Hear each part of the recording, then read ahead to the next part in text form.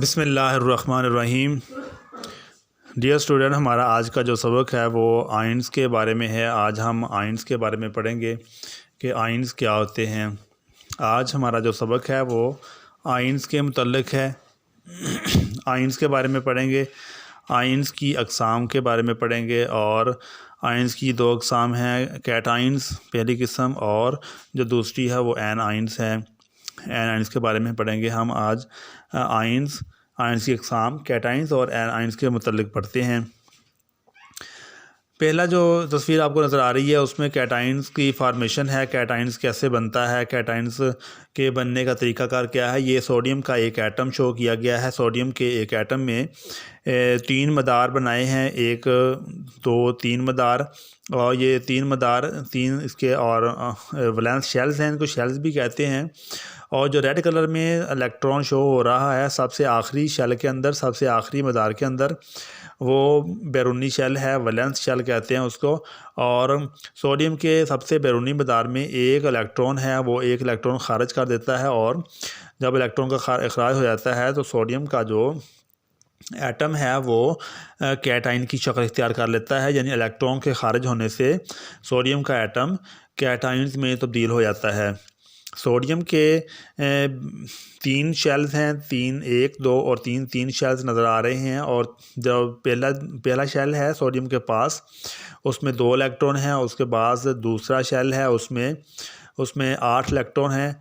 और तीसरा जो शेल है, तीसरा जो दायरा नज़र आ रहा है, तीसरी लाइन, उसमें एक इलेक्ट्रॉन है जो सबसे बैरूनी शेल है, और उसके ऊपर एक रेड कलर में इलेक्ट्रॉन शो किया है। उसको वैलेंस इलेक्ट्रॉन कहते हैं, बैरूनी इलेक्ट्रॉन कहते हैं। और सोडियम वो बैरूनी इलेक्ट्रॉन को खारिज करके तो कैटाइन की सूरत इख्तियार कर लेता है। तो इस तरह कैटाइन्स बनते हैं।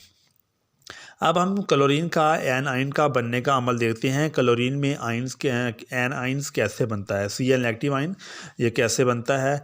क्लोरीन की इलेक्ट्रॉनिक कन्फिगरेशन ये शो की है। क्लोरीन का एटॉमिक नंबर 17 है और इसकी जो इलेक्ट्रॉनिक कन्फिगरेशन है वो 1s2, 2s2, 2p6, 3s2 और 3p5। ये 17 इलेक्ट्रॉन है जिसको शेल्स के अंदर हमने एडजस्ट करना है। जो पहला शेल है 1s, उसमें 2 इलेक्ट्रॉन आते हैं। फिर दूसरा शेल है 2s2 और 2p6। ये दूसरा शेल है 2s2 और 2p6, ये दूसरा शेल है, दूसरा मदार है। और दूसरे मदार में 8 इलेक्ट्रॉन आएंगे। उसके बाद तीसरा मदार है 3s2 और 3p5, और तीसरे मदार में भी 8 इलेक्ट्रॉन आने चाहिए, लेकिन यहाँ पर क्योंकि 7 इलेक्ट्रॉन बचते हैं तो 7 इलेक्ट्रॉन तीसरे मदार में आते हैं। क्लोरीन के आखिरी शेल के अंदर 7 इलेक्ट्रॉन आएंगे। तो हमने ये क्लोरीन का एक एटम यहाँ पर ड्रा किया है। क्लोरीन का एटम Cl नेगेटिव, Cl है क्लोरीन का, ये एक एटम है। उसका ये दायरा नज़र आ रहा है, यहाँ पे फर्स्ट लिखा है, ये फर्स्ट उसका मदार है, फर्स्ट शेल है, और ये सेकंड शेल। इसके बाद थर्ड शेल की बारी आती है, थर्ड शेल है। थर्ड शेल के बाद ये फर्स्ट जो शेल है उसके ऊपर 2 इलेक्ट्रॉन्स हैं। जो पहला शेल है 1s, फर्स्ट शेल, क्लोरीन का जो पहला शेल है उसमें 1 इलेक्ट्रॉन और 2 इलेक्ट्रॉन्स हैं। पहले मदार में 2 इलेक्ट्रॉन। और जो सेकंड शेल की बात करते हैं अब हम, सेकंड शेल में 1 इलेक्ट्रॉन और 2, 3, 4, 5, 6, 7 और 8 इलेक्ट्रॉन मुकम्मल आ जाते हैं। सेकंड शेल के अंदर भी 8 इलेक्ट्रॉन मुकम्मल हो गए। अब थर्ड शेल की बात करते हैं। थर्ड शेल में 1 इलेक्ट्रॉन और दूसरा 2 इलेक्ट्रॉन और 3 इलेक्ट्रॉन, 4 इलेक्ट्रॉन और 5 इलेक्ट्रॉन, 6 और 7 इलेक्ट्रॉन। ये क्लोरीन के आखिरी मदार में 7 इलेक्ट्रॉन्स होते हैं, जबकि आखिरी मदार में क्लोरीन के 8 इलेक्ट्रॉन मुकम्मल कर सकता है। ये 8वां इलेक्ट्रॉन बाहर से हासिल करेगा। जब इलेक्ट्रॉन क्लोरीन के एटम के अंदर आएगा तो क्लोरीन के ऊपर नेगेटिव चार्ज आ जाएगा। दोबारा फिर इलेक्ट्रॉनिक कन्फिगरेशन की तरफ चलते हैं। क्लोरीन का एटॉमिक नंबर 17 है, उसका फर्स्ट शेल 1s2 और सेकंड शेल 2s2, 2p6, उसमें 8 इलेक्ट्रॉन होते हैं। 8 और फर्स्ट में 2, ये 10 हो गए। और फिर तीसरा शेल की बात करते हैं 3s2 और 3p5, साथ ये 10 और 7 17 इलेक्ट्रॉन पूरे हो गए क्लोरीन के ऊपर। तो ये एक न्यूट्रल एटम की इलेक्ट्रॉनिक कन्फिग्रेशन थी। जब क्लोरीन का नेगेटिव का आयन बनता है तो बाहर से एक इलेक्ट्रॉन क्लोरीन के एटम के अंदर दाखिल होगा तो क्लोरीन के ऊपर नेगेटिव चार्ज आ जाएगा। हमने तस्वीर में देखा कि क्लोरीन का जो फर्स्ट शेल है उसमें 2 इलेक्ट्रॉन हैं, सेकंड शेल में 8 इलेक्ट्रॉन हैं और जो थर्ड शेल है उसके ऊपर 7 इलेक्ट्रॉन हैं, जबकि 8वां इलेक्ट्रॉन उसके अंदर एडजस्ट हो सकता है। क्लोरीन एक इलेक्ट्रॉन हासिल करके तो इसमें इलेक्ट्रॉन एक हासिल करेगा तो क्लोरीन की जो नेगेटिव आयन बन जाएगा एन आयन बन जाएगा। तो 8वां इलेक्ट्रॉन जैसे ही 8वां इलेक्ट्रॉन क्लोरीन के एटम के अंदर दाखिल होता है तो क्लोरीन की जो आयन है वो नेगेटिव आयन बन जाता है। तो इस तरह नेगेटिव आयन वजूद में आता है जब कोई एटम इलेक्ट्रॉन को हासिल करता है। तो कोई एटम इलेक्ट्रॉन को हासिल करता है तो वो एक नेगेटिव आयन बन जाता है, उसको एन आयन कहते हैं। तो ये हमने तस्वीर की मदद से समझाने की कोशिश की कि एक एनाइन कैसे बनता है। जब इलेक्ट्रॉन किसी एटम के अंदर दाखिल हो जाता है तो वो एटम नेगेटिव आयन बन जाता है, उसको एनाइन कहते हैं। आयन्स के बारे में पढ़ते हैं। आयन्स क्या है, हमारा सवाल है आयन क्या है। जवाब, एटम या एटम का ऐसा मजमूआ जिस पर पॉजिटिव या नेगेटिव चार्ज हो उसको आयन कहते हैं। एटम का ऐसा मजमूआ, एटम या एटम का ऐसा मजमूआ जिस पर यह क्या हो, पॉजिटिव या नेगेटिव चार्ज हो, उसको आयन कहते हैं। आयन्स की अकसाम एंड 2 अकसाम के होते हैं, कैटाइन्स और एनाइन्स। आयन्स की 2 अकसाम है, कैटाइन्स और एनाइन।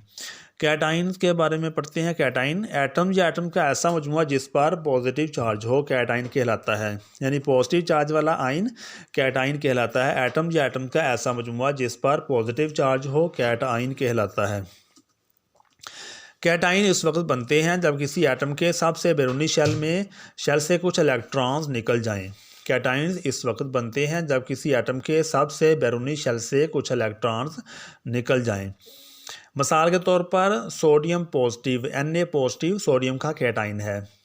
ये इस वक्त बनता है जब सोडियम के बैरूनी शेल से एक इलेक्ट्रॉन निकल जाता है। सोडियम के बैरूनी शेल से जब एक इलेक्ट्रॉन निकल जाता है तो सोडियम का कैटाइन्स बन जाता है। इसी तरह पोटाशियम का कैटाइन है के पॉजिटिव पोटाशियम का कैटाइन है। ये इस वक्त बनता है जब पोटाशियम के बैरूनी शेल से एक इलेक्ट्रॉन निकल जाता है। तो इलेक्ट्रॉन के खराज से कैटाइन्स बनता है। जब किसी एटम के वैलेंस शेल से बैरूनी शेल से इलेक्ट्रॉन निकलेंगे तो वो एटम कैटाइन की सूरत इख्तियार कर लेता है। हमने सोडियम की और पोटाशियम की मिसाल से पढ़ा कि सोडियम के बैरूनी शेल से जब एक इलेक्ट्रॉन निकलता है तो सोडियम का कैटाइन बनता है और पोटाशियम के बैरूनी शेल से जब एक इलेक्ट्रॉन निकलता है तो ये पोटाशियम का कैटाइन बन जाता है। इसको मसावात के ज़रिए भी ज़ाहिर किया जा सकता है। मसावात के ज़रिए कैसे ज़ाहिर करेंगे, ये Na ये न्यूट्रल एटम है और ये तीर का निशान इक्वल टू Na पॉजिटिव और +1 इलेक्ट्रॉन निकल गया तो ये सोडियम का कैटाइन बन गया। इस तरह K है पोटाशियम और पोटाशियम के एक कैटाइन है, उसमें से एक इलेक्ट्रॉन निकल गया तो पोटाशियम का ये कैटाइन बन गया। अब हम एनाइन्स के बारे में पढ़ते हैं। एनाइन्स, एटम्स या एटम्स का ऐसा मजमूआ जिस पर नेगेटिव चार्ज हो एनाइन कहलाता है। एटम्स या एटम का ऐसा मजमूआ जिस पर नेगेटिव चार्ज हो उसको एनाइन कहते हैं। एनाइन कब बनता है, ये उस वक्त बनता है जब किसी एटम के बैरूनी शेल में एक या एक से ज़्यादा इलेक्ट्रॉन शामिल हो जाएं। एनाइन इस वक्त बनता है जब किसी एटम के बैरूनी शेल में एक या एक से ज़्यादा इलेक्ट्रॉन्स शामिल हो जाएं। एटम के अंदर जब इलेक्ट्रॉन क्या हो जाएं, शामिल हो जाएं तो क्या बनेगा, एनाइन बनेगा। मिसाल के तौर पर Cl नेगेटिव आयन एक एनाइन है जो उस वक्त बनता है जब क्लोरीन के एटम में एक इलेक्ट्रॉन दाखिल हो जाता है।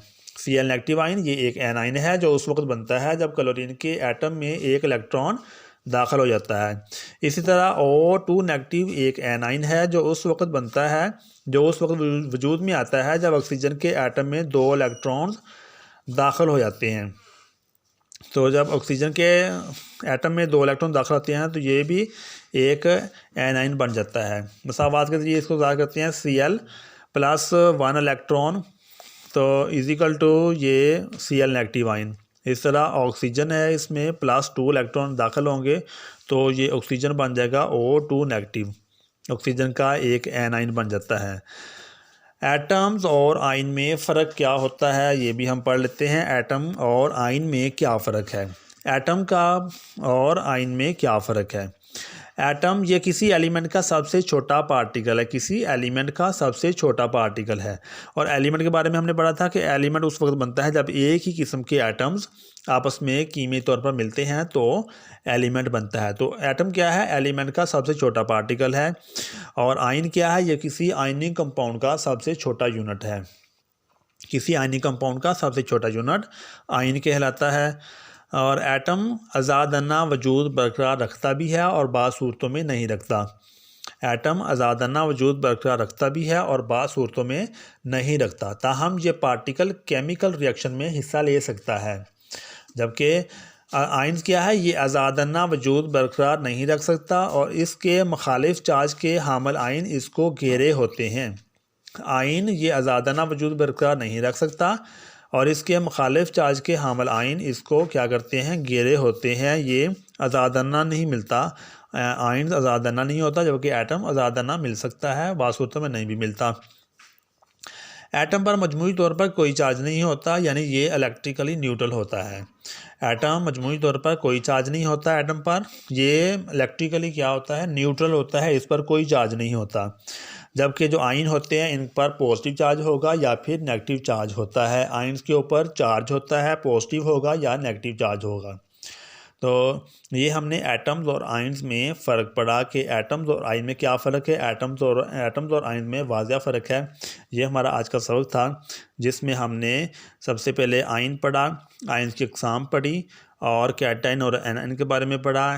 कैटायन कैसे बनते हैं, एनायन कैसे बनते हैं, और फिर आपने आखिर में एटम्स और आयन्स में फ़र्क पढ़ा। तो उम्मीद है कि हमारा आज का सबक आपको अच्छी तरह समझ में आ गया होगा। तब तक के लिए इजाज़त दीजिए। अल्लाह हाफिज़।